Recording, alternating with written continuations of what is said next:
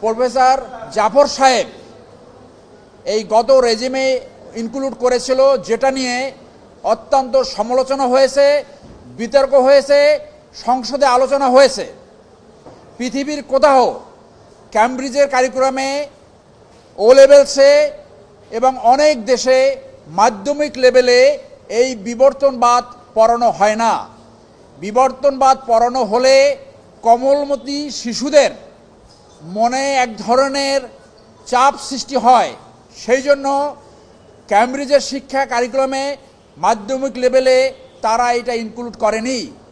আমরা সেই জন্য জনস্বার্থে adviser ministry of education, secretary ministry of education এবং chairman national curriculum of text board NCTB বরাবর একটা লিগ্যাল নোটিশ পাঠিয়েছি, যাতে আগামী শিক্ষাবর্ষ থেকে মাধ্যমিক লেভেলে এই বিবর্তনবাদ অন্তর্ভুক্ত করা না হয়।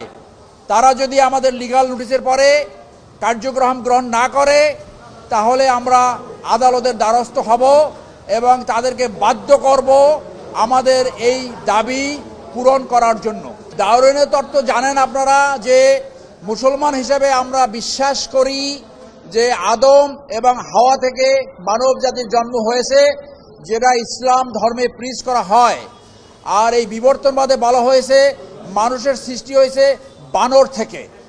এইটা রিসার্চের জন্য, গবেষণার জন্য ইউনিভার্সিটি লেভেল উচ্চ পর্যায়ে পড়াতে পারে, কিন্তু মাধ্যমিক পর্যায়ে যেহেতু পৃথিবীর কোনো দেশে নাই, আমাদের দেশে এইটা থাকা কোনোভাবেই বাঞ্ছনীয় নয়, যেখানে 92% মুসলিম জনগোষ্ঠী। সেই জন্যই আমরা জনস্বার্থে এই লিগ্যাল নোটিশ প্রেরণ করেছি।